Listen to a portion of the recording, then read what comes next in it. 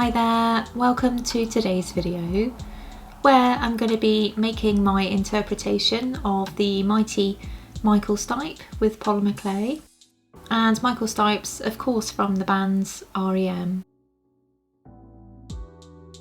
I've chosen to do Michael Stipe really because I'm a really big fan of R.E.M. and have been since a teenager really.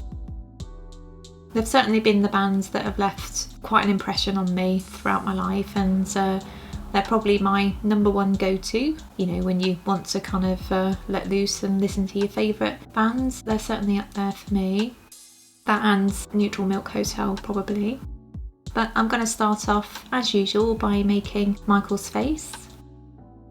I've made probably 2 or 3 models of Michael Stipe previously, but you know, I just thought it was about time that I made one for the Clay Disarray channel, and it's nice to take a break from TV characters as well, so I'm planning to make a few Polymer pop stars as time goes on, so I thought he was a great person to begin with really. And as my thumbnail suggests, I'm going to go for Michael Stipe in his makeup era. So I'm going to match his eye makeup to his shirt. So I'm going to go for a nice blue colour, I think. A nice petrol blue. I'm going to make the base in blue as well because I think it will match quite nicely to his shirts. So I'm going to give Michael a pair of boots to wear in a Doc Martens style, I think. Nice and clumpy. So I'll give you a little potted history of R.E.M, just very briefly really. But the band was formed in 1980 in Athens in Georgia, which also was the kind of birthplace of the B-52s as well, which is another band that I love. So yeah, they produce really good bands in Athens, seemingly. And R.E.M became really known through the college communities first and foremost. They did really well through college radio, which is a big thing in the US, I believe. So they went on to produce their first single called Radio Free Europe in '81. It's really good actually if you've not heard it.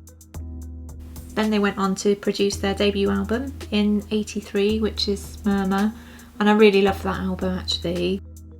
And Michael Stipe was really known in the early days for kind of his mumbly style of singing, so you're not really too sure what he's singing. And you know, certainly when I was a teenager I was desperate to find out what he was actually singing about, so I'd spend ages just sort of listening to his tracks and trying to pore over the lyrics really. What a different time it is with the internet now for people trying to discover lyrics instead of, you know, constantly playing tracks back in the hope of scribbling down anything that they hear really. But you know, it's kind of got its own charm really, you know, when you try and find out lyrics yourself. So as well as being an amazing singer and songwriter, Michael Stipe is also a visual artist, an amazing photographer, and also a film producer, so you know, he's a real creative soul. So I've baked Michael's head here so I can add in his eye details. If you're new to my channel, my name's Lizzie, and as well as being an R.E.M fan, I'm a Polymer Clay artist and illustrator, and I make weekly videos about my Polymer Clay sculptures. So if you like what you see, by all means hit that subscribe button, and remember to hit the bell for notifications as well. So probably one of my favourite facts about Michael Stipe and R.E.M is that although Michael Stipe is the main songwriter for R.E.M and always has been, they made the decision from the offing really that all 4 of them, and 3 later on once Bill Berry left the band, would each receive a songwriting credits, so that all profits from the bands were basically split 4 ways equally or 3 ways equally later on. So I think it's probably one of the reasons why they remain good friends actually.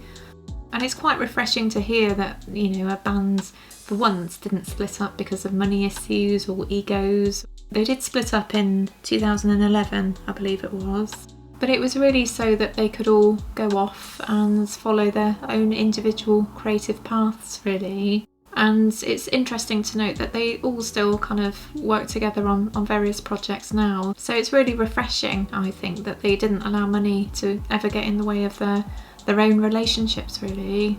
Goes to show how important it is, I think. So I was lucky enough to see R.E.M. I think 5 times while they were going. And it's really sad to think that, you know, you can't see them live anymore, because they really were phenomenal. Michael Stipe's voice is really incredible, and it's, you know, pitch perfect live as well. So yeah, it's a shame to think that, you know, you can't really get to see them anymore. But I first saw them, I think, at Milton Keynes Bowl with my brother, and Blur was supporting. And you know, as much as I like Blur, I will never forgive them for what happened, because myself and my brother made it, you know, right to the front of the stage practically, and it's an outdoor venue and capacity was, you know, thousands upon thousands of people. So I was really pleased we made it to the front.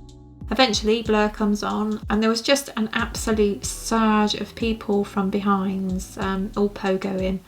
And I don't even know what happened. I can't really remember, but I think I had a panic attack. So we were taken behind the scenes to some ambulance tents there. And I think we saw Keith Allen en route, bizarrely. And I had to stay there for a while because I think my heart rate was doing something a bit odd. So they just needed to ensure that all was safe. And we were eventually allowed out of the tents pretty much when R.E.M. came on. And needless to say, we were stuck right at the back of thousands of people. And I'm pretty short, so I couldn't see anything at the end of it. The music was awesome in as much as I can remember, but you know, we could see practically nothing. So yeah, that was one of my first concerts, and needless to say, I wasn't hugely impressed really, but you live and learn. So a few years later, or some years later, I managed to see R.E.M.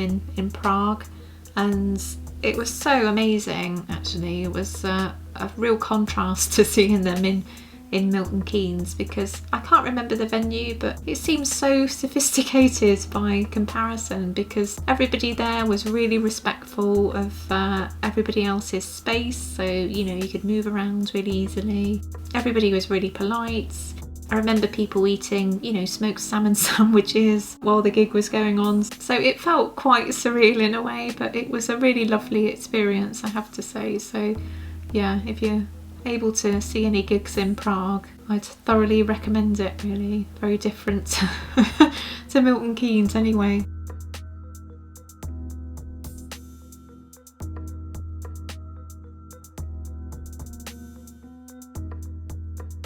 So there he is, all done, and yeah, pretty pleased with this one. And he's a good start to my Polymer Pop Stars collection.